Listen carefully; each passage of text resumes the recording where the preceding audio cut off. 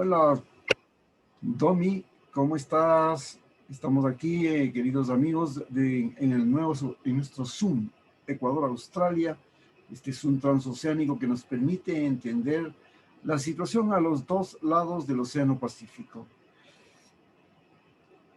Hola, Aquí, papá. ahora en la mitad Gracias. del mundo, y allá en Australia desde Melbourne. Sí, aquí estamos a los dos extremos del Pacífico, ¿no? Tanto al este y al oeste. Y a diferentes usos horarios también vale recalcar. Aquí es la tarde, en Ecuador es la noche. Ustedes tienen 16 horas de diferencia ahorita, bueno, 15 en esta temporada de invierno, pero logramos hacer nuestras conversaciones y conferencias informativas a través de la Internet. Y lo increíble del Internet, ¿no? Estamos hablando en tiempo real y nosotros aquí estamos en el día el Día del Niño, 1 de junio. Allá ustedes están en el 2. Aquí estamos 2 de junio, sí. Increíble, increíble que nosotros los seres humanos estemos hablando, tú en el futuro y yo en el pasado. Esto es conmoción. Esto es algo anormal, algo inusual, algo loco. Algo tecnológico, algo futurístico, digamos. Tú como Bueno, especialista en geografía, eh, ¿cómo ves esta situación creada por la Internet que nos permite vivir en el pasado y en el presente al mismo tiempo? ¿Cómo está impactando esto en el caso de Australia? Para yo decirte después cómo estaba impactando esto en el caso de Ecuador. sabes, yo he estado sorprendida de que gracias a las telecomunicaciones nosotros hemos podido tener opciones de versatilidad con respecto a no solo contacto familiar, pero también de negocios. Entonces ahora mucha gente está comenzando a transferirse a lo que es el teletrabajo, que antes era impensable, ¿no? Y las transacciones y las ventas, el mercadeo y los productos ya no tienen una restricción de hora como antes había. Tenías la hora de negocio que era de 9 a 5 y ahora ya nos hemos expandido a 24/7, es más, a veces ya no se necesita siquiera estar ahí para que el negocio siga abierto y siga produciendo. Y ya no tienes que esperar a fin de mes para recibir los bancos o el estado, perdón, las transferencias bancarias y los estados de cuenta. Ahora tú puedes inmediatamente recibir las notificaciones de las transacciones en línea, lo que antes era en nuestro pensamiento latinoamericano, uno o recibía el dinero en cash y luego lo depositaba en el banco, o hacías lo que le llamamos fiar, que es dar un producto con la esperanza de que el cliente regrese y pague la diferencia. Es un sistema de confianza que tenemos, pero todo eso ahora ya se encargan las compañías, todo es automatizado. No sé, me parece que es realmente una bendición hasta cierto punto y también ha generado lastimosamente un contrapunto que es la deterioración emocional de muchos usuarios porque ahora dependemos y tenemos una adicción de las redes sociales para estar siempre en niveles altos de dopamina y esto de la retribución activa, inmediata para sentirnos mejor con nosotros mismos. Y, pero bueno, hay los pros y los contras y me parece que más los pros, porque en la pandemia no podemos salir de la casa, pero podemos seguir hablando con nuestros familiares y con nuestros amigos. Y no podemos producir económicamente en cash, pero podemos comenzar a crear nuevos tipos de negocios que estén exentos de límites geográficos y de límites de tiempo también. Como esta conversación. Hoy, aquí en Ecuador, uno de los mayores impactos, a no dudarlo, ha sido el problema educativo, la educación. Estamos precisamente aquí en la Mariscal y en la Mariscal tenemos 9 universidades, a más de 6 colegios. Es decir, estamos hablando de una población de casi, podríamos hablar de 200.000 personas que normalmente circulaban por aquí. De pronto ha llegado esto de la teleeducación.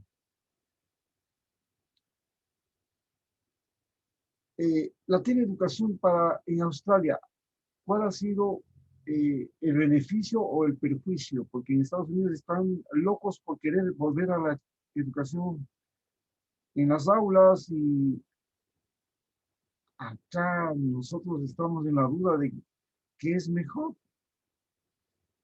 si la teleeducación o la educación en las aulas, porque tú recuerdas que en los colegios pues había mucho bullying, los colegios había mucho consumo de droga inclusive, había acoso, acoso por parte de los mismos compañeros, había acoso por parte de los profesores, y la intimidación era un factor muy importante dentro de las relaciones intraescolares. Eh, Había el miedo al compañero, el miedo al profesor, el miedo al maltrato, a la discriminación. ¿Ha tenido algún impacto similar en Australia? Absolutamente. Australia, bueno, hay diferencias tecnológicas que hay que considerar que son abismales entre Latinoamérica y Australia y en general los países eurocentristas y desarrollados que tienen más dinero tienen una diferencia abismal en correlación cultural de cómo se desarrolla el ambiente escolar, porque aquí los muchachitos que están en primaria ya se les da teléfonos smartphones que tienen cámaras, se les dan iPhones, se les dan Samsung, se les dan teléfonos que una persona corporativa pagaría para tenerlo en su bolsillo con todo eso, acceso y comodidades y lo que tú quieras, ¿no? O sea, son cosas que tú le darías a un adulto y aquí le entregan a un niño. Y entonces aquí están acostumbrados a que su infancia está llena de tecnología, tienen tablets, tienen computadoras, tienen proyectores, tienen celulares, tú llámalo y ellos lo tienen, o sea, tienen PlayStation 5, viven en una comodidad, en un excentricismo muy cómodo, muy lujoso. Mientras que en Latinoamérica nosotros nos estamos adaptando a incorporar ciertas tecnologías y a modernizarnos, y la infancia está cambiando, pero no a la misma velocidad que la gente aquí. Aquí es normal que tú sepas cómo utilizar un teléfono. En cambio, en Latinoamérica tú tienes que enseñarles a los niños después de cierta edad, mira, aquí está otro teléfono más desarrollado. Obviamente que nosotros, por suerte, tenemos la versatilidad de que las tablets ahora son económicas y todo el mundo las tiene, pero no hay tanto excentricismo como aquí. Entonces, vivir en la casa a los estudiantes aquí es lo mejor que les puede pasar, porque entonces no tienen que experimentar bullying, no tienen que ir a clases, no tienen que ponerse un uniforme, están en la casa y los papás les dan de comer, viven en una casa de, no sé, 5 cuartos o 4 cuartos, tienen patio, tienen perro, tienen todo en la casa, tienen toda la atención, es más, porque los papás ahora, ambos, aquí es muy común que los hogares o están, o sea, ambas personas tienen ingresos, o sea, la mamá y el papá, o son hogares disfuncionales porque hubo divorcio y ha habido dos, o múltiples divorcios, ¿no? Aquí el 60% de la población usualmente eh, experimenta un divorcio a lo largo de su vida, al menos uno. Pero en Latinoamérica no, ahora se está volviendo un poco más común con esto de la libertad de opción para las mujeres, pero no es tan común eso de que dos ingresos y divorcios y hogares disfuncionales. Y entonces aquí es como que les estás dando el caramelo para tener atención a los niños, para ser lo más aniñados posibles y consentidos que antes no tenían. Antes no tenían ese consentimiento de los padres porque los padres estaban en su propio mundo. Y en Latinoamérica siempre hubo eso. Siempre fuimos niños consentidos de mamá o de papá porque nos daban regalos, nos daban ropa, nos daban atención, nos daban buena comida, nos protegían. O sea, hasta en experiencia propia, cuando yo sufrí bullying, yo usaba a mis papás de escudos. Acá tú tienes bullying y ya te tratan como un adulto. Desde que eres niño te dicen es como que ya, responde por ti mismo, te ponen un psicólogo y alguien más. O sea, el problema no es de los papás, es de los profesores, de los estudiantes, de la psicóloga, etc. Entonces, me parece que en Latinoamérica es un poco más triste cómo se está desarrollando la atmósfera de los estudiantes, porque no estamos teniendo una socialización con otros alumnos, no tenemos acceso tampoco ilimitado, porque aquí otra cosa, ¿no? Tú pagas matrícula y te dan todos los materiales que tú necesitas para estudiar. Ahora es tu decisión y tú escoges cuándo y qué estudiar. En Latinoamérica no. En Latinoamérica tú pagas un colegio y el colegio te da recursos limitados de trabajo, te quita tu motivación, porque si ya de por sí era difícil entretenerse y motivarse en la clase cuando tenías un profesor enfrente, ahora que el profesor ya no está y que estás en la casa y que todo te distrae, hasta el perro, y comienzas a caer en una depresión y en una ansiedad. También, pero la ansiedad que nosotros sufrimos es distinta y, y nos va a afectar a largo plazo, porque eso quiere decir que los profesionales de los que dependen el futuro de Latinoamérica no van a estar preparados o no van a estar a la par de lo que las expectativas en las posiciones de trabajo esperan de estas personas a futuro. En el caso de Australia, eh,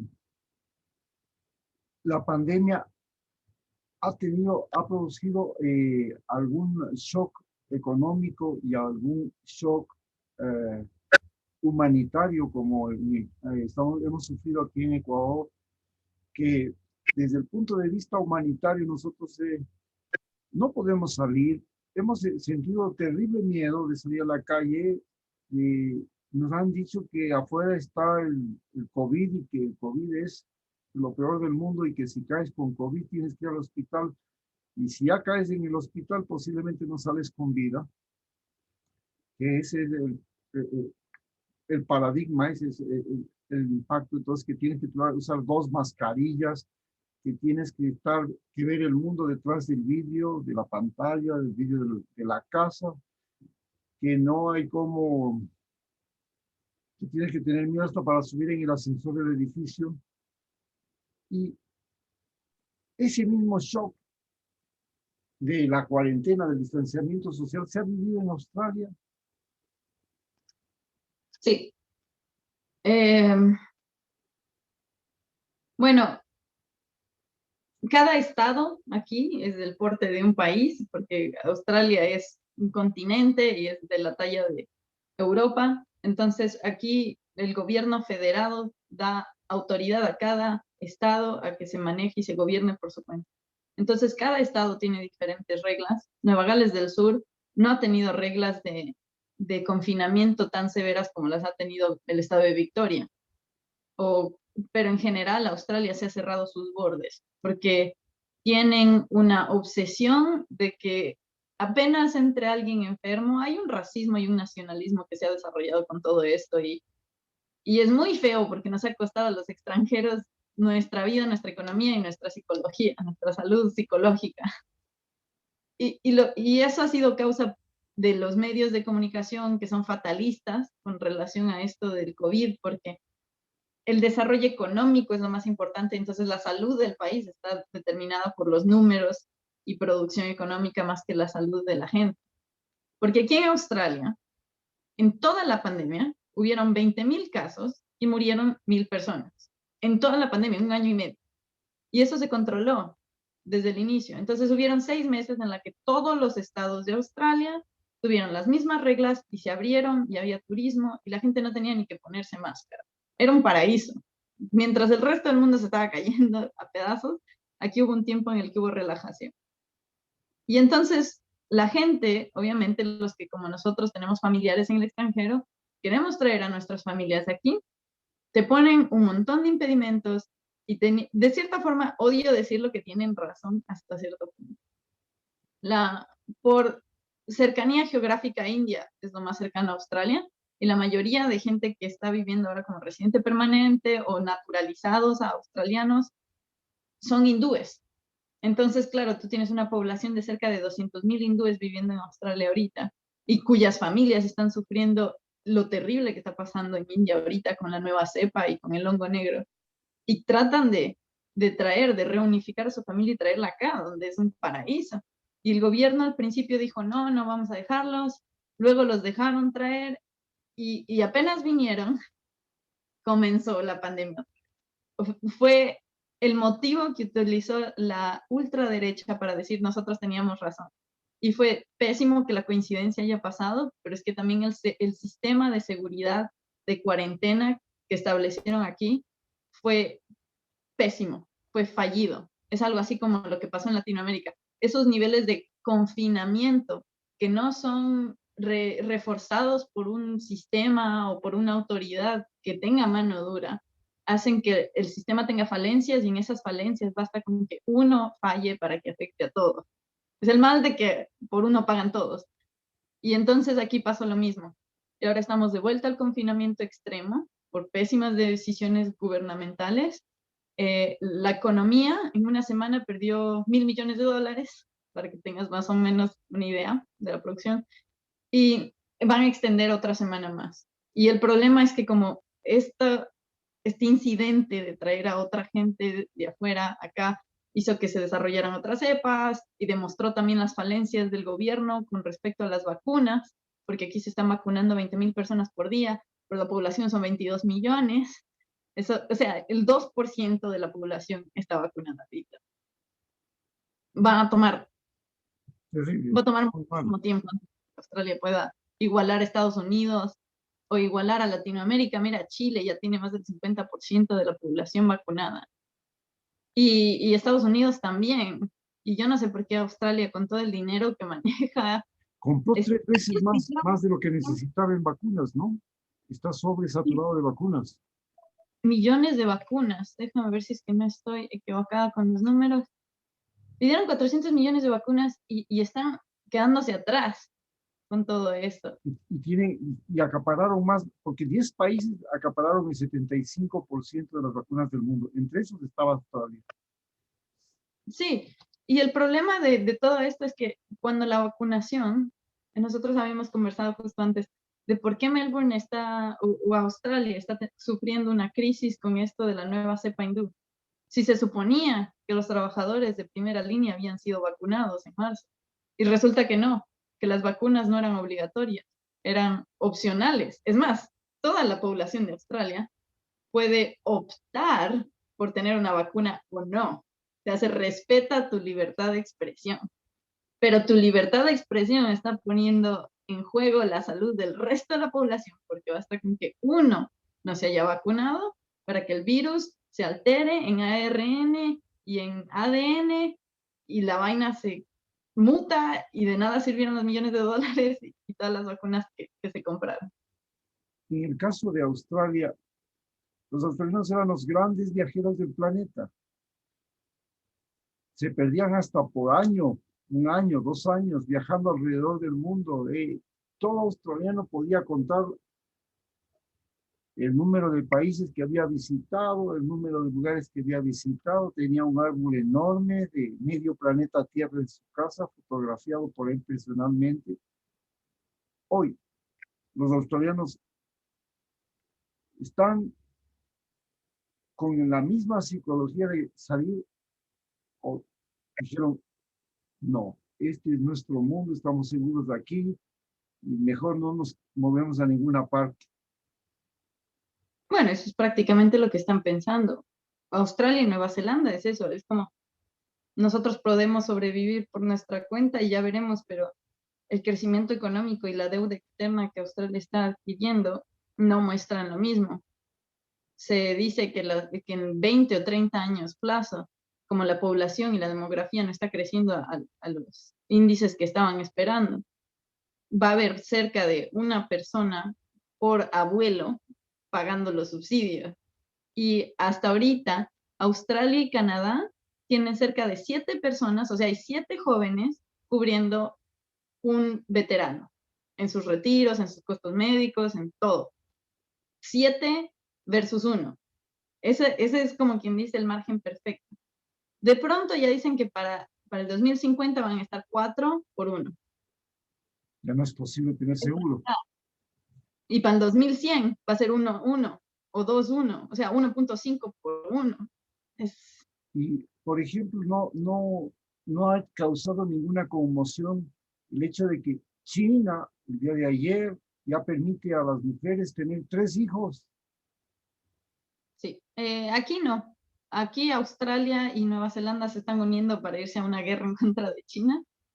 tanto de medios sociales como tensiones políticas y armadas. Metieron 16 millones de dólares en armamento también, en desarrollo militar.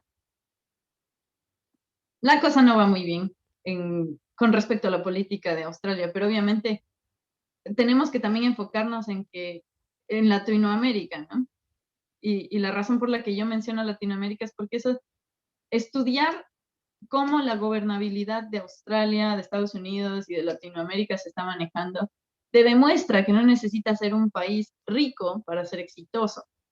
Por ejemplo, Chile está muy pronto, va a tener sus fronteras completamente abiertas, ha recibido también refugiados y es uno de los países que mayor capacidad de refugiados ha tenido solamente en el último año de la pandemia, recibiendo millones, bueno, miles de venezolanos, no creo que han llegado a millones todavía, pero han recibido venezolanos, colombianos, hasta ecuatorianos, todo el mundo está yendo a estudiar a Chile, están avanzando en las reformas educativas, en las reformas sociales, los derechos de la mujer, o sea, están avanzando a pasos agigantados, lo que los países desarrollados ya tenían, y es simplemente porque adoptaron. Es cuestión de adoptar una legislación que tú ves que funciona en otra parte.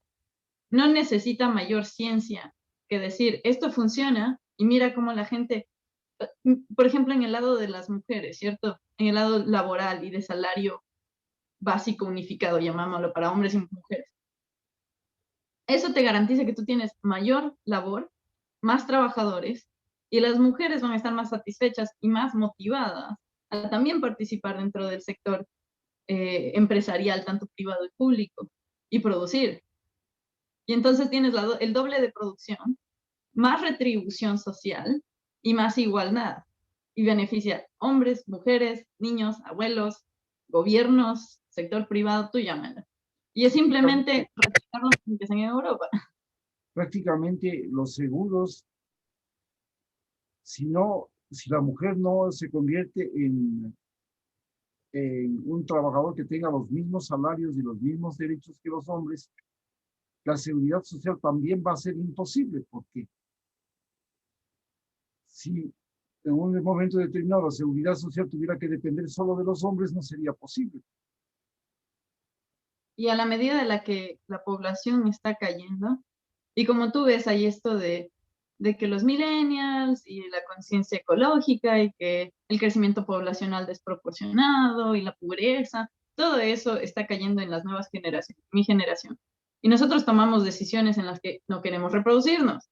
Y si tuvieras más hombres que mujeres, como en China, bueno, técnicamente China tiene más mujeres que hombres, pero tiene más mujeres que no quieren casarse, que no quieren tener hijos, por lo cual los hombres determinan el crecimiento económico en China. Y por eso quieren que ahora las mujeres tengan 3 hijos, porque se están dando cuenta de que toda la riqueza y el desarrollo y la tecnología fueron desarrollados gracias a que las mujeres traían más niños al mundo. Pero China no se da cuenta de que necesitan, bueno, se están dando cuenta, pero no se han dado cuenta todavía suficientemente rápido de que se incorporan a las mujeres a, a, a la educación, a los trabajos, ellas pueden producir y vamos a ser completamente autónomos. En el caso de Australia, en el caso de Estados Unidos, esta pandemia, las elecciones y la situación en general ha creado un problema de responsabilidad ecológica. Australia era uno de los países más contaminantes del mundo, junto con Estados Unidos, y creo que en la época de Trump decidieron también hacer lo mismo que Trump, resucitar la industria contaminante de emisión de gases de efecto invernadero, que viva la producción de automóviles y bueno, todo eso. Hoy Australia ha cambiado su mentalidad, ha cambiado su manera de ver, o sigue siendo pues así una sociedad del derroche, de la contaminación, ¿Sabes? Es interesante esa pregunta. siendo nuestros vecinos en el Pacífico, que estamos ahí, porque la mayor parte de Australia creo que está en el hemisferio sur, ¿no? En el Pacífico Sur, somos vecinos.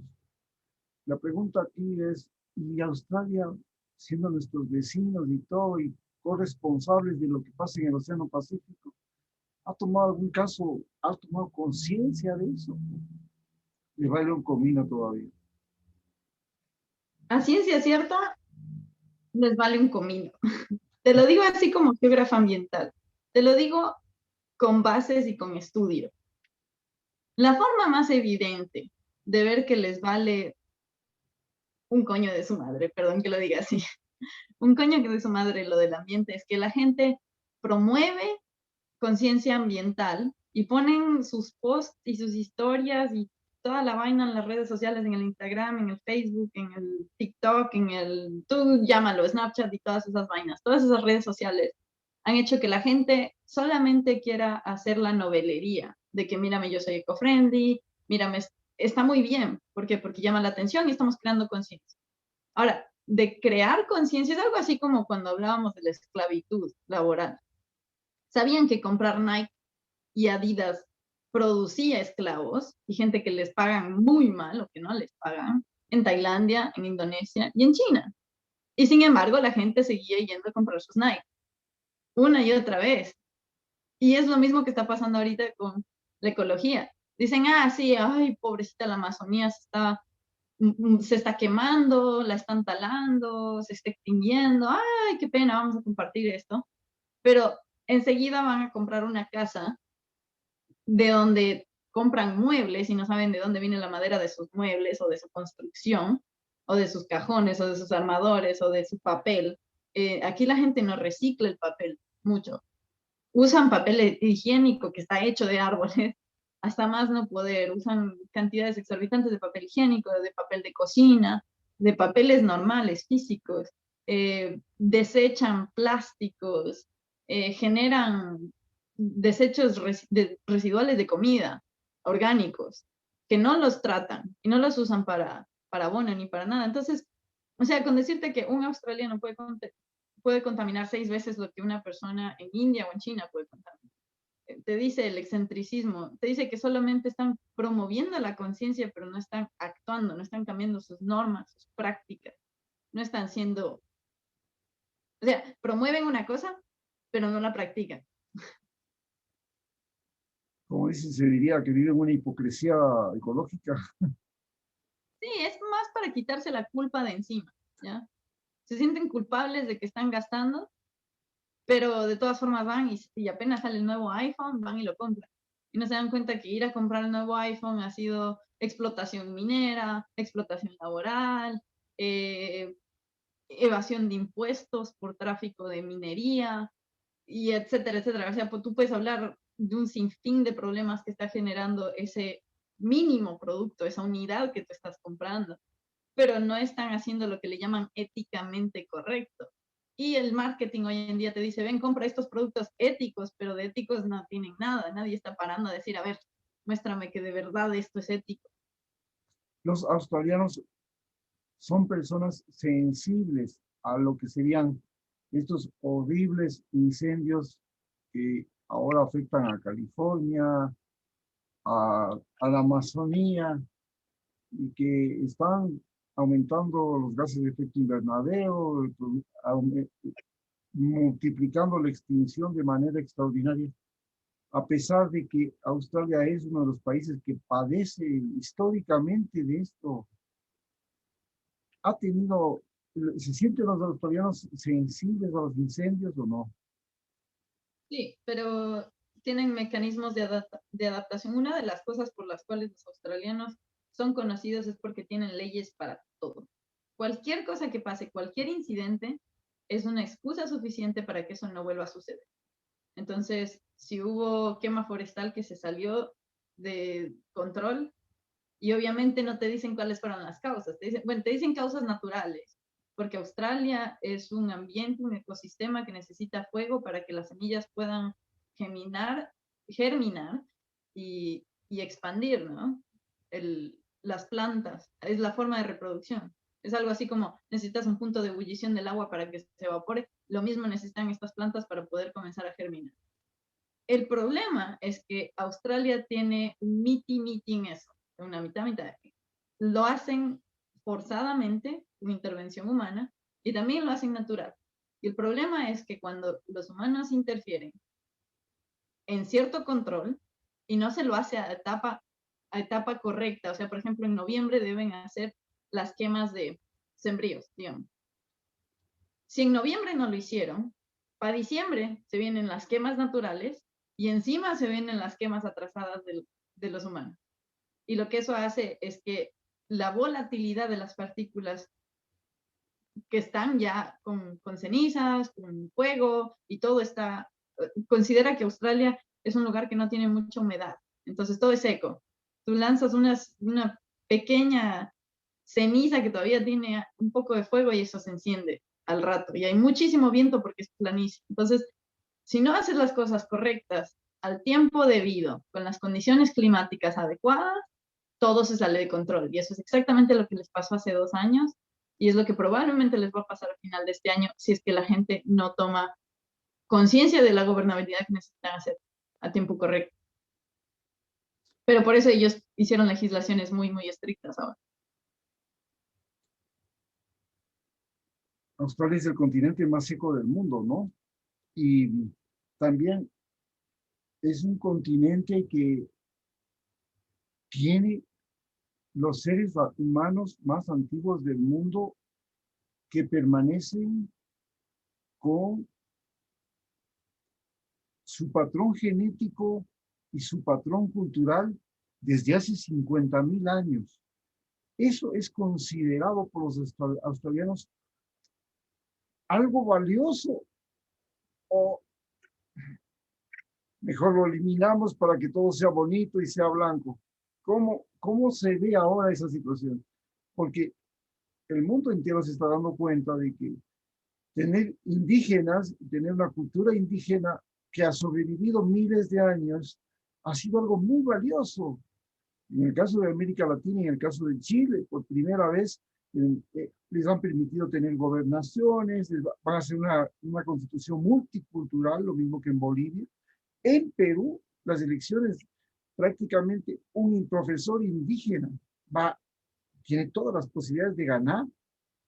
Aquí en Ecuador, los indígenas pues, han llegado a controlar la Asamblea Nacional en Australia. ¿Cómo es esta relación con los indígenas?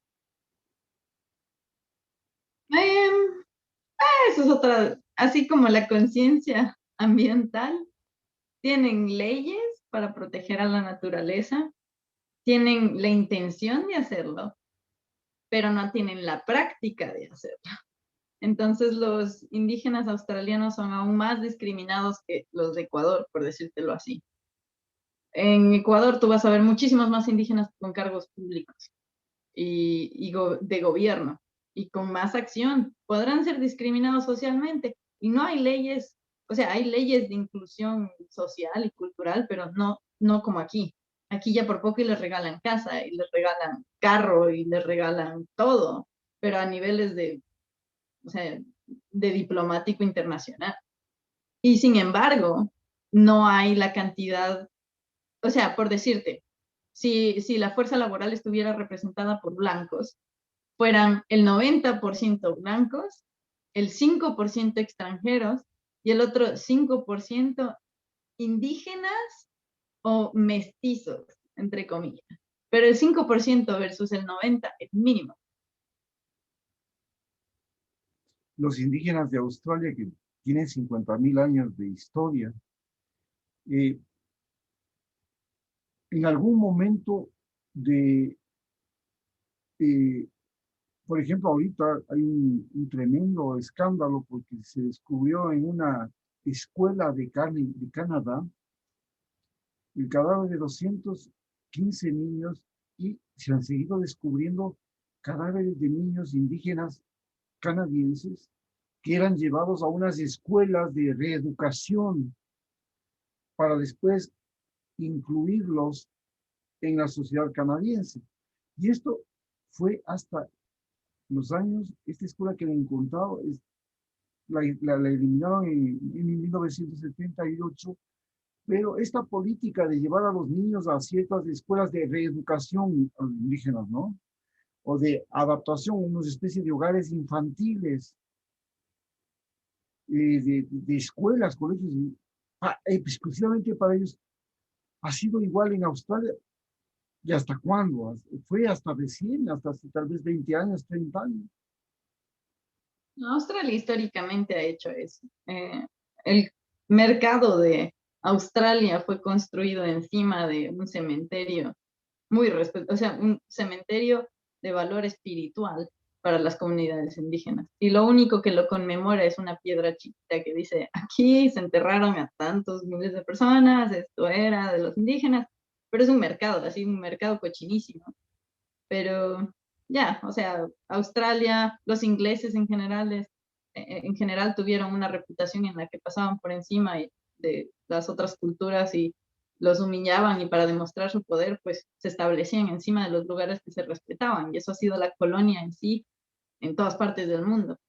Pero bueno, yo creo que vamos a tener que resumir esto ahora porque ya vamos casi a los 40 minutos de Ya, conversación. perfecto. Sí, Bueno, muchas gracias por la invitación. Domi, siempre muy interesante y nuestro Zoom Ecuador-Australia muy importante porque nos permite, por sobre todo, eh, establecer esta relación entre Ecuador y Australia, que ahora pues como ha sido uno de tus grandes objetivos, eh, inclusive tú lidiaste con el asunto de las visas Works and Holiday para que australianos vengan acá y ecuatorianos puedan ir a Australia. Es muy importante que los australianos y los ecuatorianos sepamos, cuando ya se puedan hacer factibles estas visas, entender que